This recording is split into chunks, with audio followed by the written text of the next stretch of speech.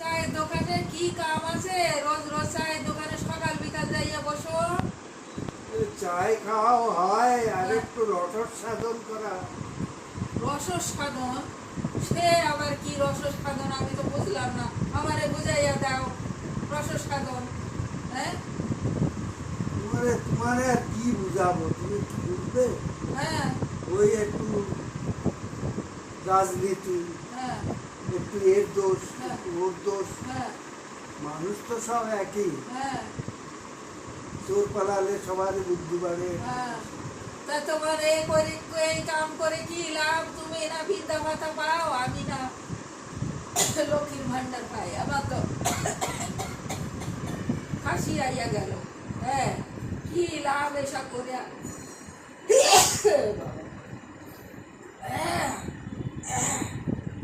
তুমি তো চাও করে দিবে না সবসময়। মানে চা করে দিই না মানে? চায়ও খাওয়া। হ্যাঁ, 2 বেলা তোমারে চা করে দিই। তোমার কি ওই চায়ের দোকানে চায় মজা লাগে?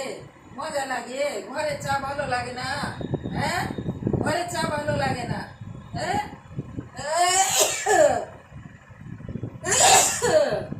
বাবা রে, সত্যি হাসি, সত্যিকারের হাসি। হুম। আরে তুমি কি পাইছো নাকি? আমি কি বুঝি না? তোমার কিছু দোষ আছে, তোমার কিছু দোষ আছে। হ্যাঁ, তোমার কিছু দোষ আছে। আমি খুঁজে পাইছি তোমার কিছু দোষ আছে।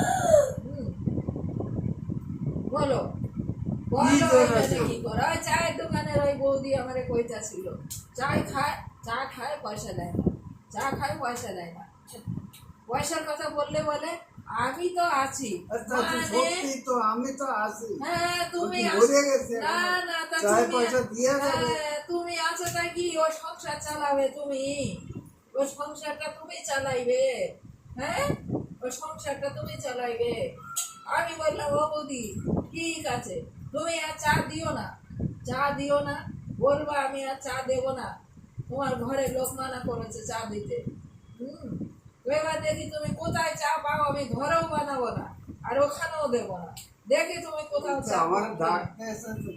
হ্যাঁ হ্যাঁ, তোমার কিছু দোষ আছে, তুমি ওই রাস্তা দিয়ে পাড়ার মেয়ে ছেলেরা যাওয়া আসা করে, ওই তোমার দেখুন লাগে চা খাওয়ান লাগে, চা খাওয়ান লাগে। আরে এইদিকে তাকিয়ে কথা বলো, এইদিকে তাকিয়ে কথা